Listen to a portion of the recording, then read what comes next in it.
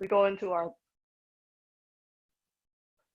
we go into the first four jhanas. We talk about the in game, because Zen practice, some master has referred to as the in and out game. The end game is we go into our breath, we go into our bodies in the first four jhanas, the form jhanas. We become aware of our sensations, our thoughts, uh, our feelings, our perceptions, and even the stirring of consciousness, personal consciousness. And in the first jhanas, we're always going into our body, going into ourselves, going in it, experiencing the interior inward movement. We're very aware of kind of our physical body just kind of sitting there. Even though you close your eyes, you're quite aware of that. You're aware of all the five aggregates moving through.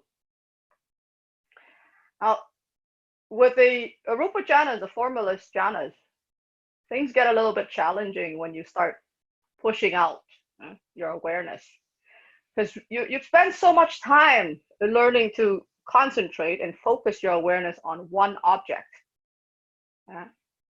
Focus so much on one object that all the other stuff falls away. And that concentration is very useful in many regards. It helps stabilizes our attention. It helps us to understand where how our attention moves and how fast it moves, and then we got into the Arupa jhanas, where attention is no longer concentrated on this little thing.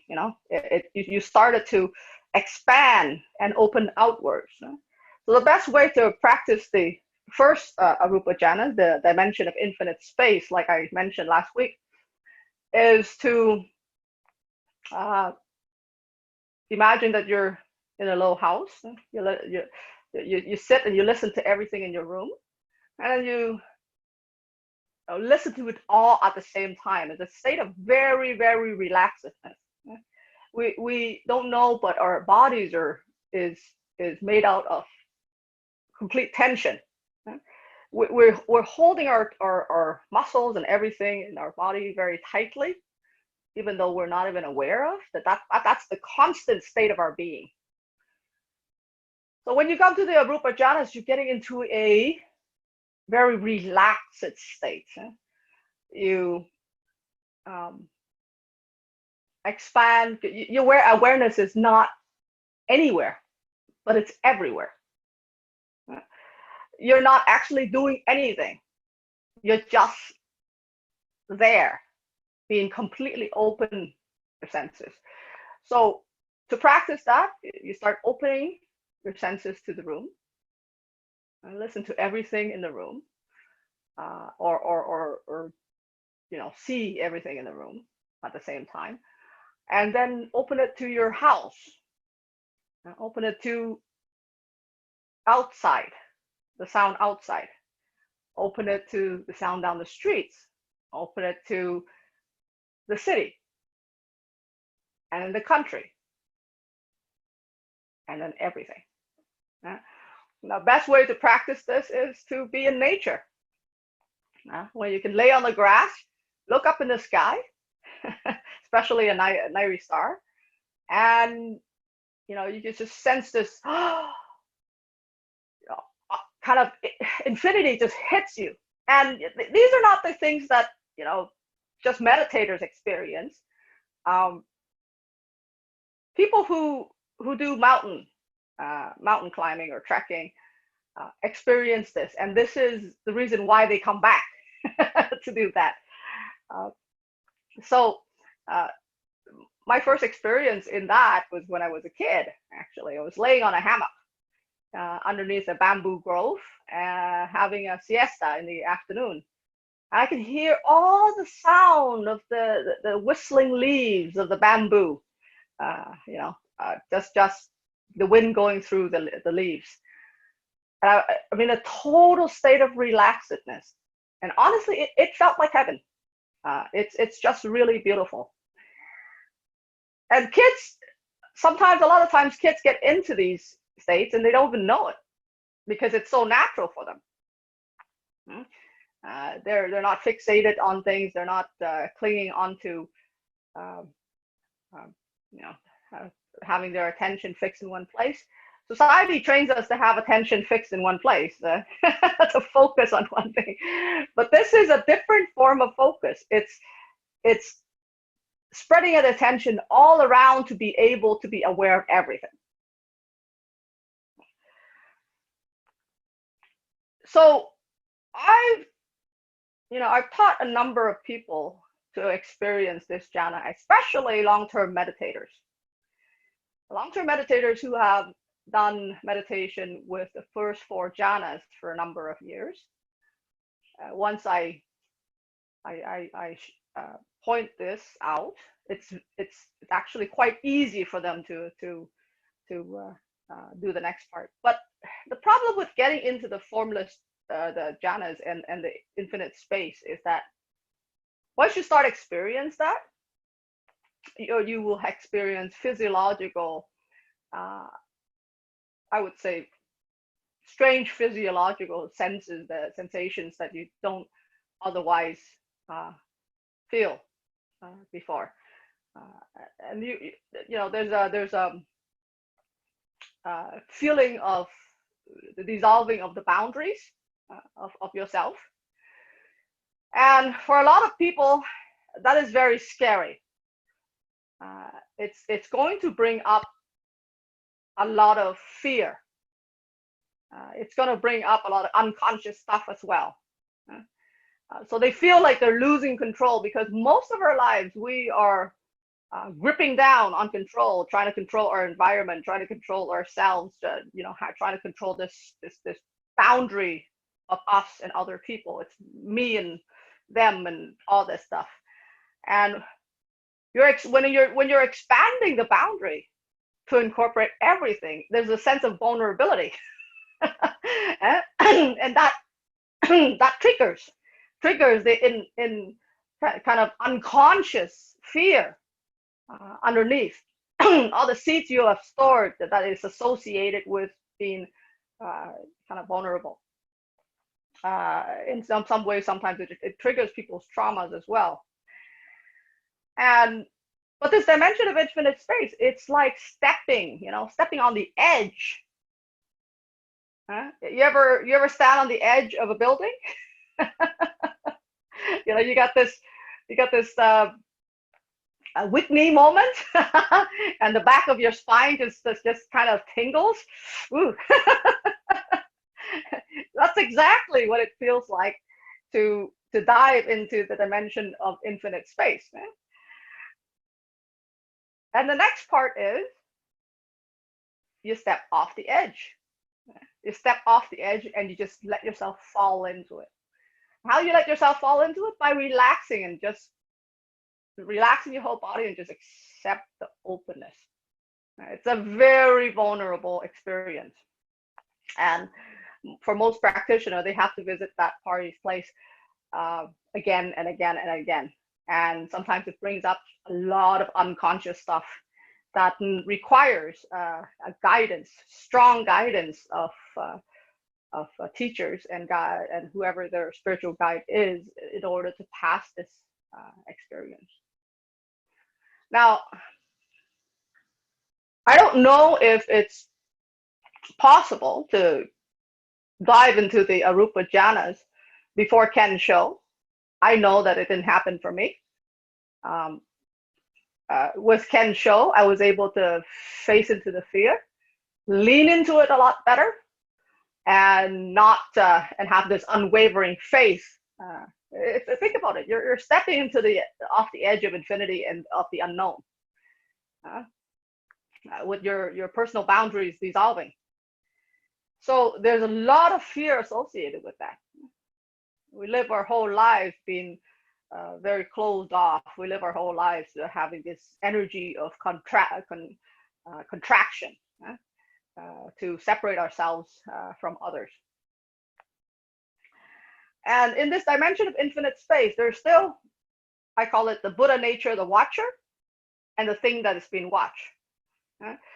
So Buddha nature is when you realize when you can show, sorry about that, when you can show and you realize that you are not.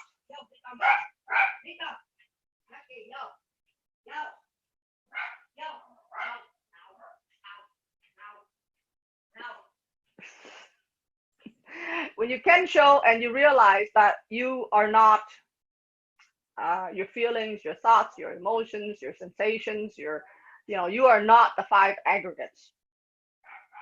That's the whole thing with Kensho. You can say this conceptually, but to have that experience is something else. Okay, the dropping away of all of those things, and you realize, oh, I am this infinite being. It's like this little me, that was so contracted for so many years that you've been so used to, suddenly disappears, and you realize, it's been trapped in this construct of humanness. And then you touch infinity, and you realize, oh,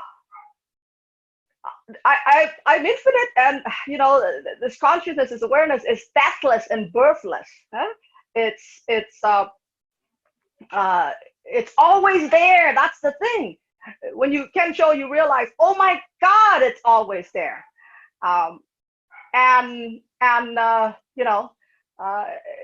Your life, your whole perception, your whole experience of life, your perception of life suddenly shifts. And I would say it can show is an irreversible process. You can go back to sleep, but not for long. No matter how unconscious you are, you're gonna life is gonna hit you with something, and then you realize that I gotta wake up again, right? And when you can show, you realize that there's the watcher, and there's the thing that's being watched, and the thing that's being watched can all disappear, and the watcher is all. That's the experience of the Kensho. The watcher is all. It's everything. Okay? There's no watcher and the thing that's being watched, which brings me to the next part, dimension of infinite consciousness. After you Kensho, you realize, okay, there's this infinity of space. Right? That surrounds us. There's this infinity of consciousness that surrounds us. Even when you push the boundaries out with the dimension of infinite space, it gradually dissolves. But then you realize, hey, there is a watcher that is watching the infinite space. It gets really subtle, and it takes you quite a while. It takes me quite a while to observe this and notice this, right? Because our practice is about noticing and studying these experiences in ourselves. So at the dimension of infinite space, you realize even after you stepped in, there is a watcher, an awareness that is watching all of this infinite space. So there's still dualism going on. There's still duality going on. There's very subtle duality though, because your boundaries are expanded and your boundaries are starting to dissolve. Your personal consciousness boundary. So you went from this contracted consciousness to infinity. And the ego is going to put up an awesome fight. It doesn't want that contraction to release. So it's going to put up one awesome fight. And this is when you really need your teacher. Okay, that's when I grab onto my teacher for dear life. Why? Because nobody should be going through this alone. It's actually a very unsettling experience. Okay, because all of your traumas will come up, all of the conditioning will come up, all of the things that you experienced as a kid that you pressed down, that you repressed down, that every thought that made up your ego all the negative feelings, or positive feelings, all the things that makes up your ego that you've been repressing, that is the motivational force behind your driving all this time, it's going to come up. Okay. So the dimension of infinite space is quite difficult to practice, but once you're done with that, and I'll tell you, I have walked several advanced meditators to this space, usually after they have about 6 years of meditation or so, from the insight meditation practice, because they feel like they're stuck, and they're still working with duality, because when you're working with the first jhanas, you're still looking, there's a watcher, and then there's a thing that's being watched. So there's still duality happening and going on in the first 4 jhanas, right? So after insight meditators have done that for quite some time, they get stuck. They're not going anywhere. So I encounter a number of different insight meditators who have practiced for probably 6 years or more. And when I walk them into the dimension of infinite space, it's shortly afterwards, there's fear in their eyes. First, there's awe. Oh my God, this is amazing. And then there's fear in their eyes. And the next thing that happens is they run away. If you happen to have a personal relationship or a trust connection with your teacher or the person who's guiding you, that's what's gonna happen. You're going to turn around and run off. Why? Because this is a place that is very unsettling for the ego. So the energy of the ego that has been driving you has been challenged. So after you've challenged your ego substantially and get into the space a lot, I used to do the cemetery walk to practice this.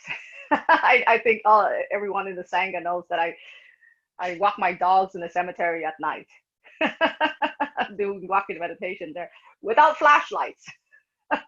Just to challenge the closing down of the ego, forces our senses and our awareness to expand, and be aware of everything around you. It's pretty unsettling if you walk in a cemetery at night on a day that doesn't have any moonlight, because you hardly can see a meter ahead of you. So it's a difficult practice. It has to be leaned into often. I haven't come across a lot of meditators that successfully navigate this, especially when they have all their ego energy stirred up. The clamping down, closing down happens very quickly. So after the dimension of infinite space, what happens? You go into the reviewing and you realize there is an awareness that is opening, that is watching the infinity. Okay, so then the next thing that happens, it's very hard to describe, by the way, is the dimension of infinite consciousness. Is that awareness starts to flip back on itself. So the watcher is watching itself. Okay, so you turn that awareness back on itself. And a lot of spiritual teachers, not just from Zen tradition, but other traditions. Zen tradition doesn't blatantly say it, because most of these guidance are done in private between teachers and student, one-on-one. It's very difficult to teach this thing in public. I think Bhagavan Sri Maharaji, the sage, the renowned sage of India, he calls it awareness watching awareness. Okay, and he's from the Hindu tradition. And so the dimension of infinite consciousness, you have to flip that consciousness back on itself. And when you flip that consciousness back on itself, there's something interesting that happens. There's something interesting that happens. And I can discuss about my personal experience. When you flip that consciousness back on itself, the interesting thing is that the dualism starts to dissolve. Yeah? So you don't just see your own consciousness. You know, consciousness isn't just your consciousness. It's everyone's consciousness. Yeah? I had this experience when I was meditating at night, and you know, I was meditating at night, and I got up and I went upstairs in the morning. And after probably I sat all night that night. And I got up, and at that point, I was with my partner and the dog. And you know, in the morning, I saw the sunlight coming through. I walked into the room. I looked at my partner, and this realization, this knowing, just hits me. That's me. And I looked at the dog, and it was, oh, that's me too. And this knowing, this sense of it's not a cognitive process. It's a weird knowing, it's very hard to describe. I looked at the dog. Oh, that's me too. And, you know, my partner, he woke up and he kissed me, and I said, and you know, I noticed that experience, and oh, it's like me kissing me. And it's a very, very strange experience. So when you get into the dimension of infinite consciousness, you look out and you see that everyone and everything is you. You're actually looking in. You're looking into your consciousness to the watcher, and at the same time, it expands out. Okay? So the space between you and I, this and that, collapses. It's very subtle. And the dimension of nothingness, oof, that's even harder to describe. So when the dimension of infinite consciousness, you know, you're looking back to the watcher, and the watcher collapses. You experience a state of, most people call it oneness. Yeah? But you know, this oneness, it opens the heart up. Suddenly you love everyone. Because everybody is you. How could you not love them? You look at them and you go, oh my God, that's me. And there's me suffering because me doesn't know it's me. Right? So there's a rising of compassion. A rising of unwavering compassion. Yeah. You just feel for the whole world that, you know, it's the whole world.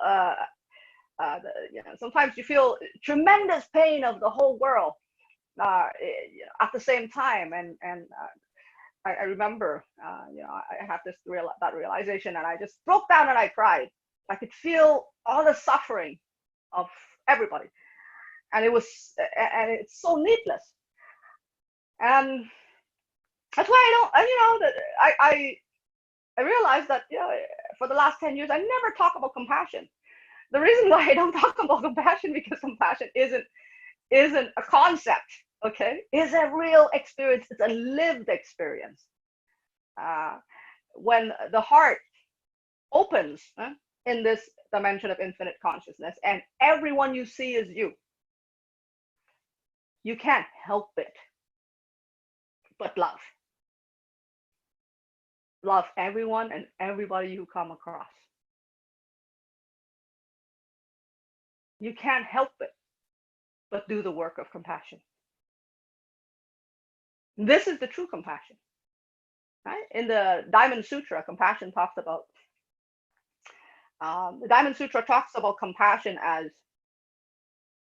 the true generosity of compassion is not seeing the thing that's been given, not seeing the person given, and not seeing the person receiving. That's the act of true compassion in the Diamond Sutra.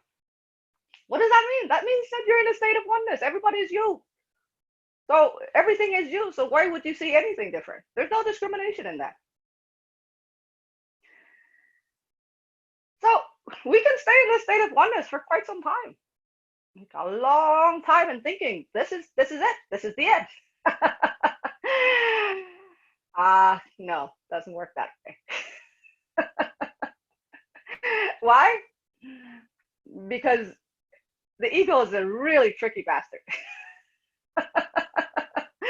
It will grab onto this experience and and and it create a concept out of it. Then it will make a spiritual ego out of it. Okay. Suddenly it's like, oh, I am this compassionate being. I have love for everyone. I am transformed. I am reborn. I wasn't interested in the spiritual practice for this shit, to be honest. I wasn't interested in preaching. I wasn't interested in anything. The only thing I was interested in is realizing what the Buddha has realized. So it's a very nice place to be, right? And this oneness place, there's a lot of challenges as well, because you're still going to work with a lot of the ego's conditioning, and at this point, this is where you take your practice off the cushion, because a lot of these experiences, I've experienced them outside the cushion. When I'm walking, talking, teaching, being with people, these experiences are not only restricted to the cushion. It starts to bleed over to everyday life. So when we get to the dimension of nothingness, the ego still has a drive. The drive is converted to to I am this compassionate person. I'm one with everybody. But then the problem is you're still in a physical body. You still have stuff to do. And the next part is the dimension of nothingness.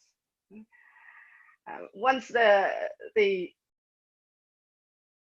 experience of consciousness folding onto itself and realizing that everything is itself. Okay. Once it passed that stage, there is actually a lot of feeling involved in that. But when you start letting go of that, and you let the unfolding folding even deeper. So you let the unfolding even fold it deeper, and then you start to see the drive, the ego's drive diminishes. We go through the day thinking that we sit on the cushion is our practice. The truth is our practice is life.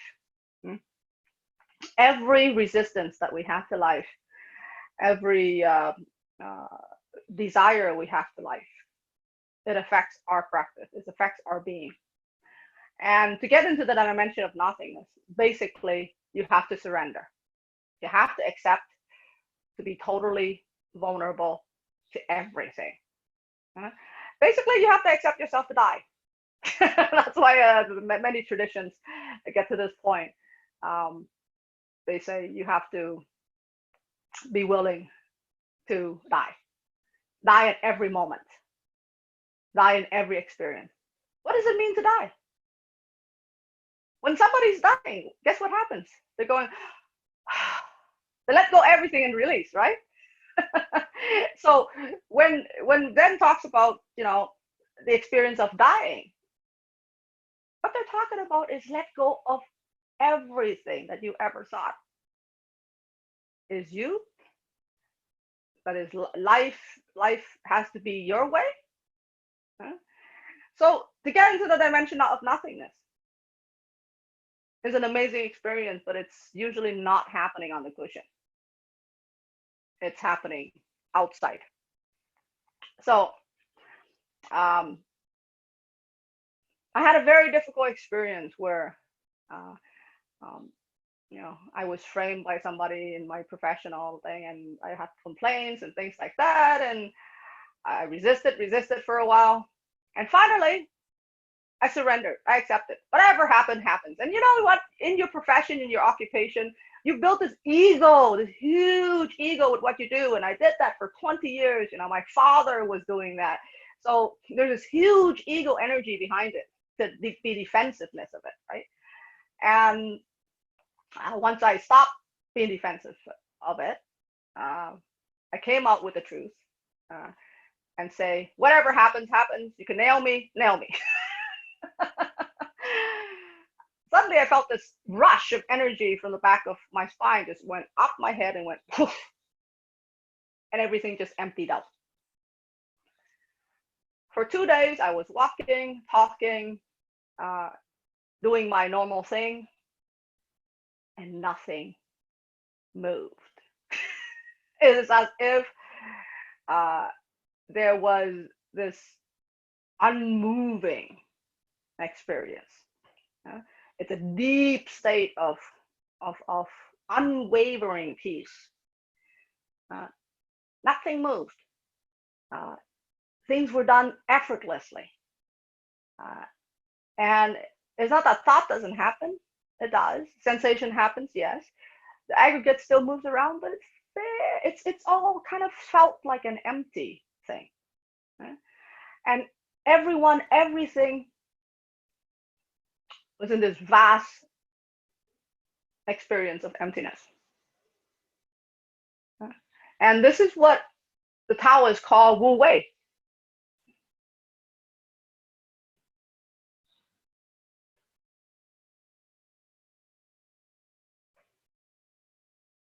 Anyway, and this is kind of, you know, the experience shortly before I came out. My teacher asked me to come out and teach in 2009. So I was in this for 2 days, and I was observing it the whole 2 days as I was going about doing things and noticing what's going on. And finally, you know, at the end of 2 days, I laid my head down to sleep, and I thought, oh my God, I got this. Grab onto that thought, bam, the next day, it's gone.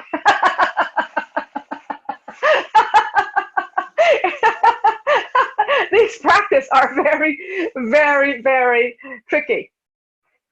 So I called up my teacher, and I told him what happened. I was in utter feeling of defeat. I told him, this is what happened. I feel so defeated. I've lost it. I've lost it. I realized the ultimate experience of emptiness is that I've lost it. You know? And he very compassionately laughed at me. He said, you silly girl, if you didn't lose it, you would have been the walking Buddha. He said, if it was so easy, everybody be doing it. So he says, go back and look at these, and you know, study it. How'd you got there? How are you gonna go there? How are you gonna get there again? Okay. So I found that the only way to get back there again is to be totally vulnerable to what is. And every time you hit a roadblock, you completely accept. And every time your mind fixates on something, turn it into a koan. So the koan works becomes a very live thing. The koan works becomes a part of life. The koan is life. So because I practiced koan for so long, the questioning, the inquiry becomes always almost automatic. As soon as a roadblock is hit, the inquiries happens and cuts it off. Now, I can't say that it's like that for everything that arises. Some things that arises are much more deeper and unconscious. It takes a while for me to sit on the cushion and burn it off. Millie and I call it the burn. And it could be like really guttural, uncomfortable, emotions and perceptions. But in this dimension, it takes quite a while to practice this. A lot of times, yogis would go into mountains and shut themselves off and practice this for years and years and years. So I don't know how many people are able to accomplish and steady themselves in this. The dimension of neither perception or non-perception is even worse. It's harder to get in, because with dimension of nothingness, I probably practiced that for over 10 years. And with the dimension of nothingness, the more that permeates over to your life, the more your ego is gonna collapse. And you know what? If you want to experience life in flow, without effort, in the experience of, I call it the total now, because you realize that all of future and past are nothing more than but mental objects and perceptions. The practice gets very, very, very, very subtle. So much so that when you look at, say, for example, a stick, it gets so subtle that before you see, before you look at the stick, and your mind just automatically goes to label it as a stick. But in dissolving the nothingness, the stick becomes an infinite, undefinable thing. Okay, so you see it for what it is, and truly, it's beautiful. Every mundane thing, and I mean beautiful in a very strange way, because it's not beauty is what we judge as beauty. It's very hard to describe this experience, but I don't think I've successfully practiced this jhana until probably 2 years ago.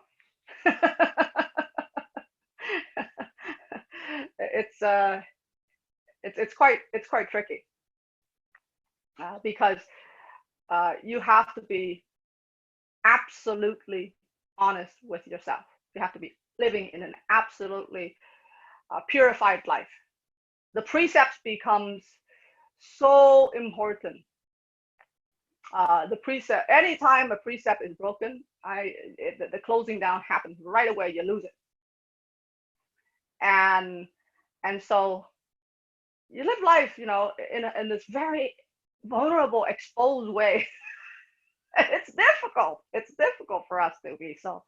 You feel all of the emotions, the 5 aggregates rising and coming, and no resistance to any of that. At any time there is a resistance, it causes total collapse of the experience of nothingness. So there's another experience that I had experienced being in this realm, was that my discriminations kind of collapsed, sense of discrimination. What happened was that when I was growing up, my mother, she's very racist, by the way. Mind you, I think she's like that because of the war in Vietnam. She's lived 30 years of it in Vietnam, so she sees a lot of American GIs and do terrible things there. So when she sees a black person, she's like, "Oh, it's very dangerous, very." And I was kind of taught that when I was growing up. Right? So I never had any African friends and things like that, and it was kind of like, she kind of hammered in the danger and things like that for us. And one day I realized I was in class. It was 2 years ago. And I had a tutorial and with a very small group, and we could discuss things, and we had group work, and we worked together. And one day I sat there and I turned around and I realized that my friend in that class, she's black. It didn't clue into me that she's black. And I thought, this is a really strange experience. I'd worked with her. I did group work with her for a whole month. I see her almost every day. It was a summer course that I did. And it didn't clue into me that she was black. So because we were discussing racism, the tutorial leader was discussing racism and how black people experience things, and then I turned around, I saw her, and I was like, oh, she's black. Oh, wow. and so I thought, this is really strange. I went home and I called my teacher up and I said, okay, have I lost my mind? What did I experience this? And he laughed and he says, you remember reading about the wisdom of non-discrimination? I said, yes. And he said, that's what it is. You no longer have prejudice or discriminations with all beings. They are just as they are. I thought, yeah, that's really interesting experience. I didn't even clue in that I was experienced that until we talked about racism and black people and things like that. I just turned around and saw, oh, God, no, she's black. I never even noticed that. and for a lot of people, that this discrimination is very, very unconscious. So let's see. Hold on a second here.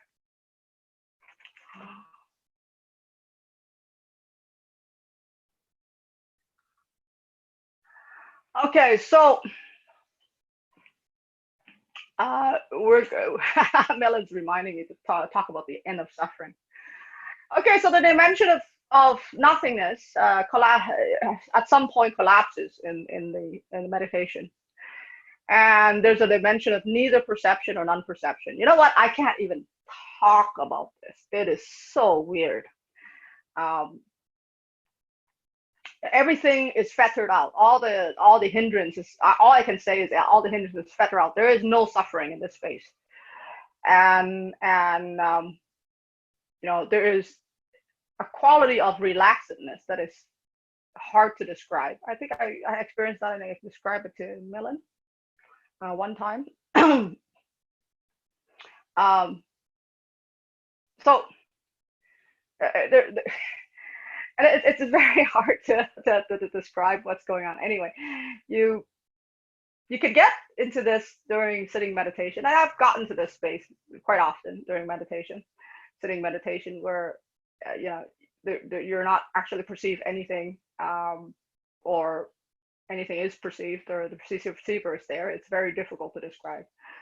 But all I can describe is a body sensation. It's a state of relaxedness that I have never experienced before in the prior stages.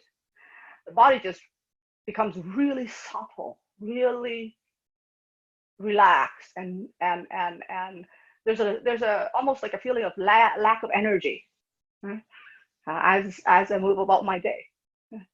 But that's not true. It's not the lack of energy. I'm still doing stuff. Okay, but there's a feeling almost of no energy. That I can only describe the body experience. I can't describe the actual, conscious experience. The conscious experience is almost indescribable. So, what's the point of all this? You say, okay? What's the point of all this? If you are a real Zen practitioner, you know that the point of all this is the end of suffering. Now, you have to remember that the Buddha has practiced this 8 jhanas successfully with all his prior teachers before he set out to find the end of suffering himself. He wasn't satisfied being in all these states. Why? Because these states, they come and they go. They don't stay.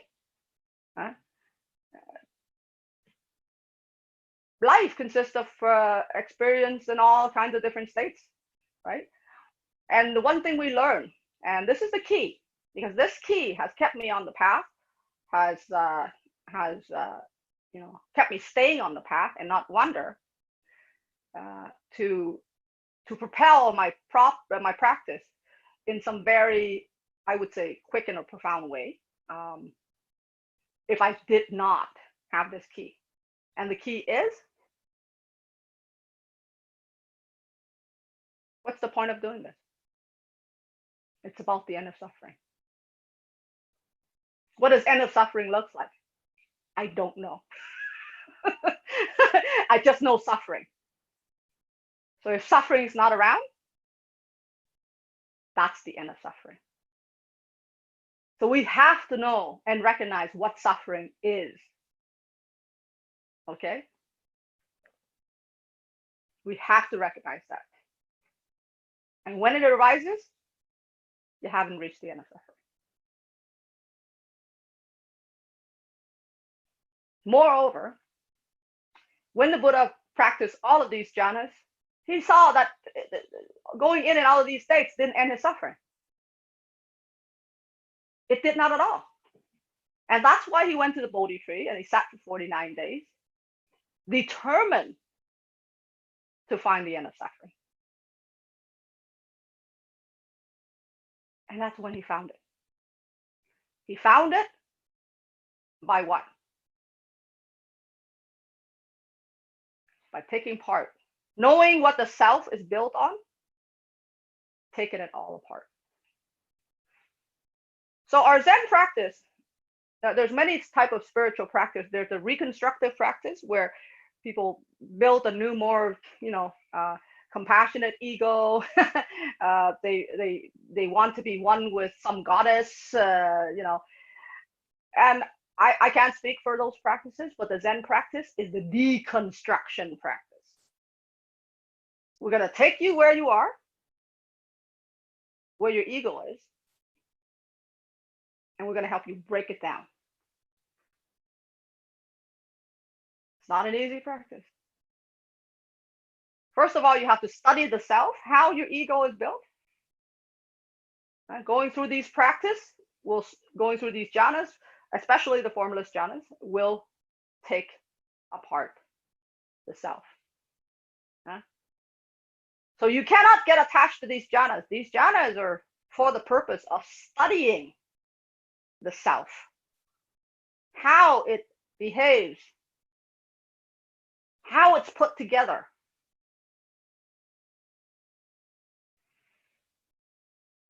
Okay, I'm going to give a few minutes to have questions, and then we'll go and prepare our lunch. And I don't want to get into the wisdom practice. I'll talk about the wisdom practice next week. And that's really vital part of Zen. Okay, so I'm gonna, anyone want to make any comment, questions, unmute yourself.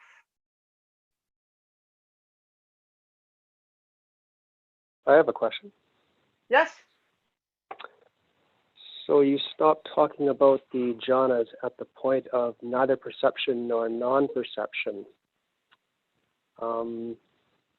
Some of the stuff that I have encountered in my research is that there's a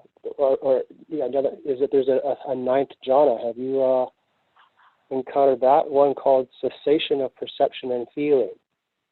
And I'm reading from the text itself. The thought occurs to him, what if I, with the complete transcending of the dimension of neither perception nor non-perception, were to enter and remain in the cessation of perception and feeling, without jumping at... I know. Yes. Niroha samavapati. The reason why I'm not talking about that is it's not useful, because you can't talk about it. It ties in with the wisdom practice. It's not a state. You see, state comes and goes. Niroha samapati is not a state. I like U.G. Krishnamurti. He said one thing in his interview after his enlightenment, and I like that guy. He's called what you call the anti-guru. And when somebody interviewed him, asked him, so what is this state like? This is enlightenment state like? And he said, what state? I'm in New York State. Niroha samapati is not a state. Whoever talks about it as being a state is wrong. because what happens is that a state comes and goes, it's impermanent. All these jhanas come and go, they're impermanent. Okay? You can't be attached to them. Enlightenment is, okay, going back to your true self, and again, come back to Buddha nature, is the unfold revealing of that Buddha nature, and Buddha nature never changes, ever. The difference is we've forgotten it. It's always there, always accessible. Nirodha Sabhapati is not a state. Then what could be met with the next phrase after that? When a monk enters and emerges from that very attainment, his mind is pliant and malleable. With his pliant, malleable mind, limitless concentration is well developed. With his concentration well developed and limitless, then whichever of the 6 higher knowledges he turns his mind to know and realize, he can witness them for himself whenever there is an opening. The 6 higher knowledges. You know, a lot of these texts, these texts are translated and written over and over again by academics, not yogis. That's the problem. So you gotta have to take it with a grain of salt. I've studied Buddhist texts for many, many, many years. That's the first thing that I did in my first 10 years of Zen practice. And I can tell you right now, there's a lot of wrong things written in it. Because why? Every time something gets translated, gets written down by someone who hasn't experienced something like this, it gets misinterpreted. And when you do that for thousands and thousands and thousands of years, guess what happens? And this is why the whole Zen movement in China, the whole Chan movement, has kicked in to break down all of that. Because at that point in the Tang Dynasty in China, there was a lot of academics, Buddhists. There was a lot of very well-read Buddhist teachers. There was a lot of, people who know all of this stuff, but there wasn't much attainment at all in the practice of meditation. And that's why Zen kicked in. It was a revolution against that.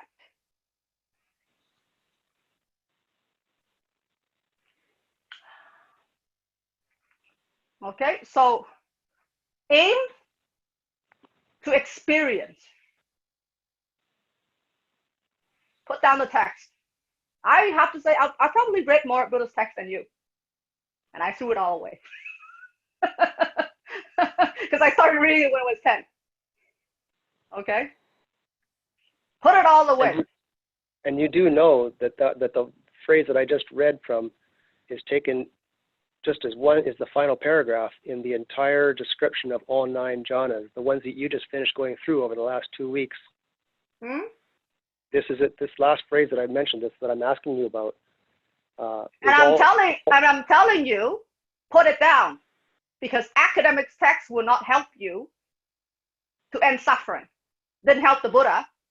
Didn't help a lot of scholars in the past, and it won't help you, and it didn't help me.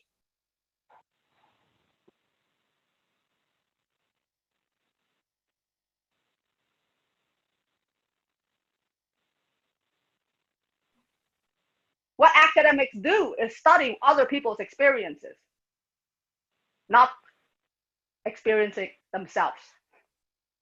Okay? You have to distinguish between academia and practitioners.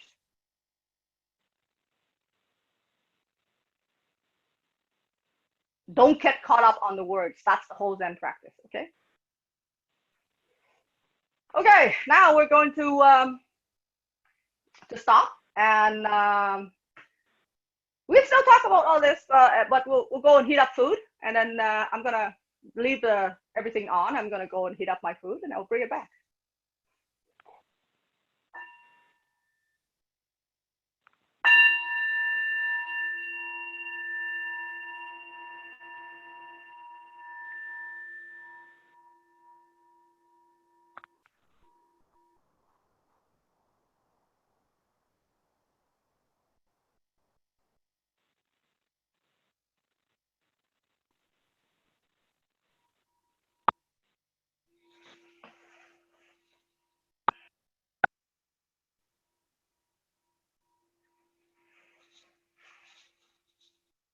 we give amount of time? Like come back in 10 minutes, 15 minutes? Yeah, 10, 15 minutes is good. It won't take me long to heat up my food. Does someone want to end the recording? Oh, yes. All right.